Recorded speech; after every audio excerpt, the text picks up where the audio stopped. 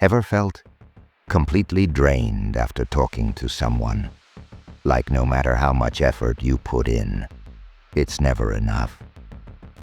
Have you ever walked away from a conversation feeling smaller, weaker, as if all your energy was just sucked out of you? That's not an accident. That's what happens when you're dealing with a narcissist. They demand your attention, they feed on your reactions, and they twist every situation until somehow you're the one who feels guilty. And here's the painful truth. If you don't know how to protect yourself, they will drain your peace over and over again. But here's the good news. You don't have to play their game. For centuries, Stoic philosophers like Marcus Aurelius, Epictetus, and Seneca have shown us a different way, a way to stay calm, unshaken, even in the presence of the most toxic personalities. And today, I'm going to share with you 7 Stoic strategies that will help you handle a narcissist without losing your inner peace. Because your mind, your peace, your inner strength should never belong to someone else. Before we jump into the Stoic strategies, let's lay down the foundation. Because to deal with a narcissist, we first need to understand them. So what exactly is narcissism? It's not just confidence, and it's not just arrogance. A narcissist is someone who constantly craves admiration, who sees relationships as tools for their own ego. They twist conversations, dismiss your feelings, and make everything about them. If you've ever tried reasoning with a narcissist, you know the truth. Logic doesn't work. Kindness gets exploited, and your emotions become their favorite weapon. That's why so many people feel trapped, exhausted, even hopeless when dealing with narcissists. But here's where Stoicism comes in. Now, what is Stoicism? At its core, Stoicism is an ancient philosophy that teaches one thing above all. You cannot control the world, but you can always control yourself. Marcus Aurelius, a Roman emperor surrounded by power struggles and betrayal, wrote in his journal, "You have power over your mind, not outside events. Realize this, and you will find strength." That's Stoicism in action. It's not about being cold. It's not about shutting down your emotions. It's about not letting toxic people control your emotions. It's about protecting your peace, no matter what chaos is happening around you. And here's the connection. When you face a narcissist, you can't always change them. But with Stoicism, you can change how you respond. You can learn to stay calm, centered, and unshakable, even when they're trying their hardest to throw you off balance. So, now that we understand the problem and the philosophy that can help us, let's step into the first Stoic way of handling a narcissist, and it begins with mastering emotional detachment. Here's the first Stoic way to handle a narcissist. Master emotional detachment. Why is this so important? Because narcissists thrive on your emotional reactions. They poke, they provoke, they push your buttons. And the moment you explode, defend yourself, or break down, they win. For them, your reaction is fuel. It feeds their ego. It validates their control. And that's exactly why Stoicism teaches us to observe without absorbing. Imagine standing in the rain. You can feel the drops on your skin, but you don't become the rain. In the same way, you can notice the narcissist's words, their tone, their manipulations, without letting them seep into your soul. Epictetus, one of the great Stoic teachers, was once mocked and insulted. His response: he didn't fight back. He simply smiled and said, "You speak badly of me, but you don't know all of my other faults, or you would have said more." That's emotional detachment, not coldness, but control. Not weakness, but strength. So, how do you practice this? Here's a simple exercise. The next time a narcissist tries to provoke you, imagine their words as smoke. You can see it, but you don't chase it. You let it rise and disappear. And afterward, write it down. Journaling is a Stoic practice that helps you process without reacting. Instead of carrying their words in your heart, you put them on paper. That way, you release the weight and protect your peace. Because here's the truth.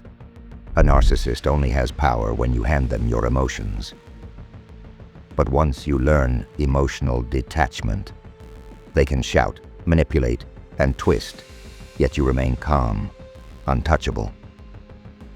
And that brings us to the second Stoic way, a principle that changes everything when dealing with toxic people. Control what you can. Ignore what you can't. The second Stoic way of handling a narcissist is simple, yet life-changing. Control what you can. Ignore what you can't. Here's the harsh reality. You cannot control a narcissist's behavior. You cannot control their lies, their arrogance, or their need to always be right. Trying to change them is like trying to stop the ocean with your bare hands. But here's what you can control: your reactions, your words, your peace. That's the Stoic dichotomy of control, a line drawn between what belongs to you and what never will. Imagine this. You're in an argument with a narcissist. They raise their voice, twist your words, maybe even insult you. Every part of you wants to defend yourself, to prove them wrong. But you stop. You remember, their behavior is not mine to control. So instead of feeding the fire, you choose silence. And in that silence, something powerful happens. They lose their grip. Because what they want most is your emotional reaction, and you've just denied them their fuel. Marcus Aurelius once wrote, "You have power over your mind, not outside events. Realize this, and you will find strength." This isn't about weakness. It's not about letting them win. It's about choosing battles that actually protect your soul. So here's the practice. The next time you face a narcissist, pause and ask yourself one question. Is this within my control? If yes, act wisely. If no, let it go. Because peace isn't found in controlling others. It's found in mastering yourself. And once you accept that truth, you unlock the third Stoic way of dealing with narcissists, the power of silence. The third Stoic way of handling a narcissist is this: practice the power of silence. Narcissists crave one thing above all else: attention. They want your words, your reactions, your energy. Because every response you give is fuel for their ego. And the more you explain yourself, defend yourself, or argue back, the more powerful they feel. But silence starves them. It's not weakness. It's not surrender. It's choosing not to feed what drains you. The Stoics understood this well. Zeno, the founder of Stoicism, once said, "Better to trip with the feet than with the tongue." Sometimes, the wisest thing you can say is nothing at all. Imagine this. A narcissist throws insult after insult at you. They want you to explode, to break, to hand over your peace. But instead, you pause, you breathe, and you say, "Nothing." In that moment, you've taken back control. They're left grasping at air because you refuse to give them what they wanted most. So here's the tactic. When provoked, don't rush to respond. Take 3 breaths. Ask yourself, does this deserve my energy? If not, stay silent. Silence is not emptiness. It's a shield. It protects your peace, your dignity, and your strength. And when you master silence, you'll be ready for the next Stoic strategy, one that narcissists fear the most. Unshakable boundaries. The 4th Stoic way to handle a narcissist is this: set unshakable boundaries. Here's the truth. Narcissists hate limits. They will push, test, and break every line you draw. Because deep down, they believe they're entitled to your time, your energy, your attention. And if you don't set boundaries, they will take everything. But Stoics understood something powerful. You can't control the world, but you can control what you allow in. Boundaries aren't about shutting people out. They're about protecting your peace. Think of your mind as a fortress. Every fortress needs walls, gates, guards.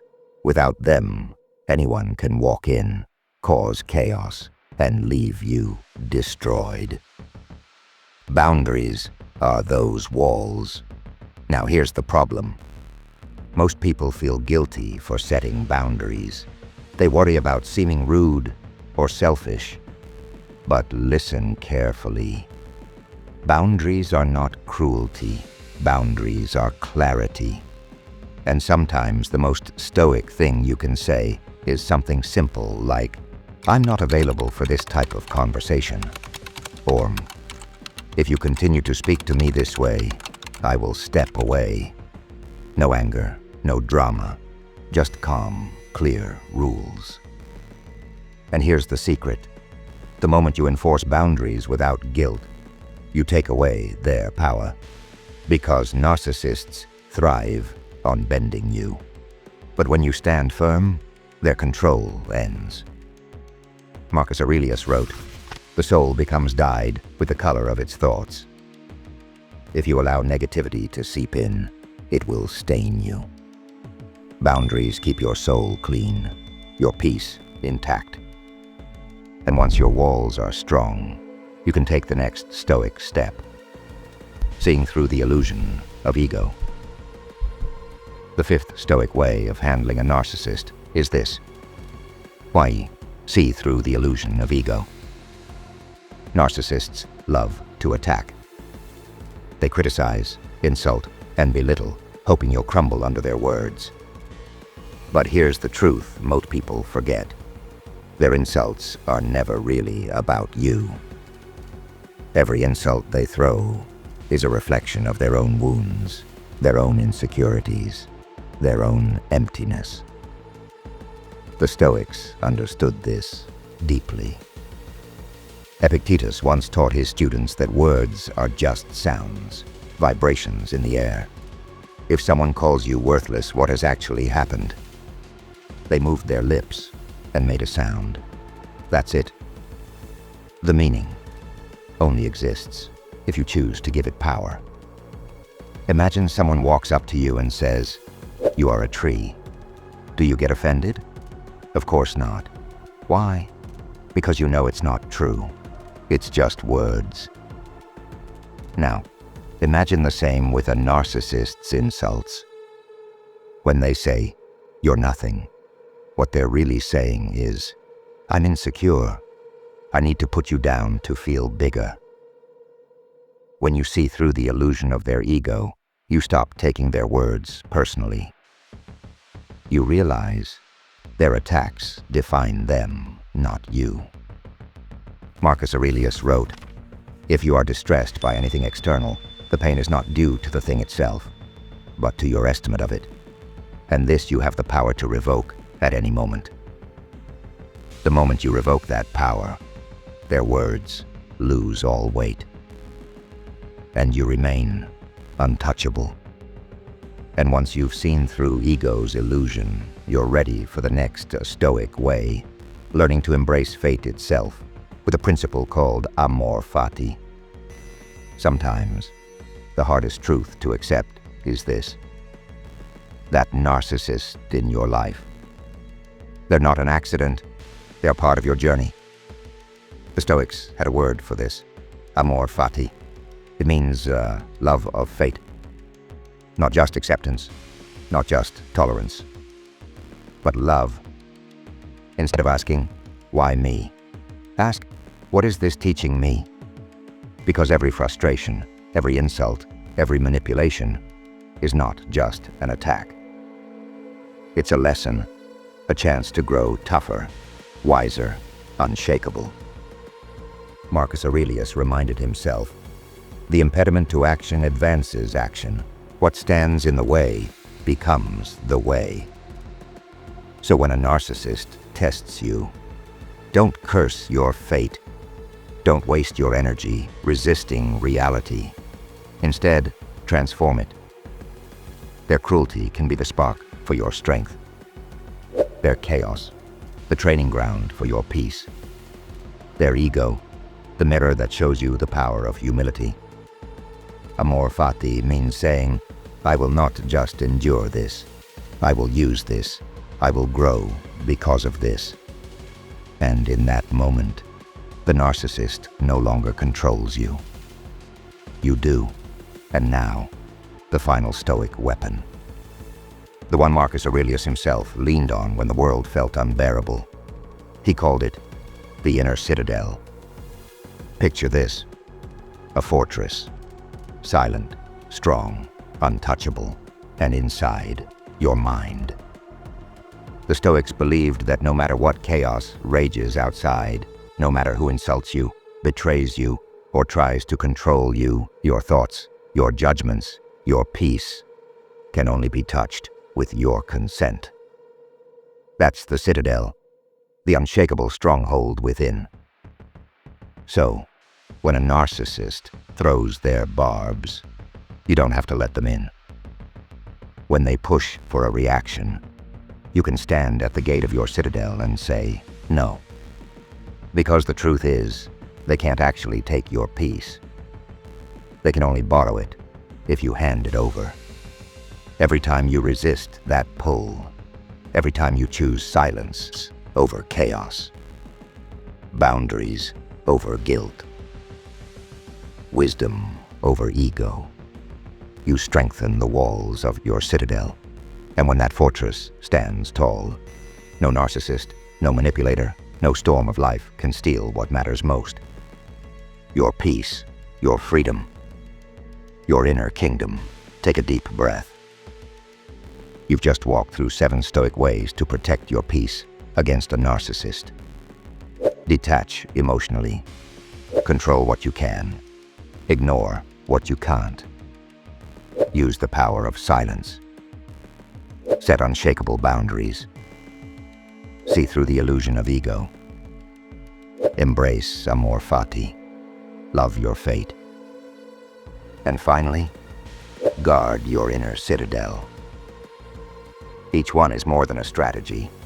It's a shield, a way of reclaiming your life without letting toxic people write your story. But here's the truth: wisdom isn't built in a single watch. It's built in daily practice. So, journal your reactions. Reflect when you slip. And every day, strengthen that inner fortress, brick by brick. Because peace isn't something you stumble upon. It's something you protect. It's something you choose. And now, the choice is yours. If this video gave you strength, if it helped you see even a glimpse of your own power, don't keep it to yourself. Share it with someone who needs this reminder today. And subscribe, because we're building a community of calm, resilience, and inner freedom together. Remember, the narcissist doesn't win when they get louder. They win only when you surrender your peace. So hold your ground, live with wisdom, and walk away stronger. Your peace is priceless. Never hand it over.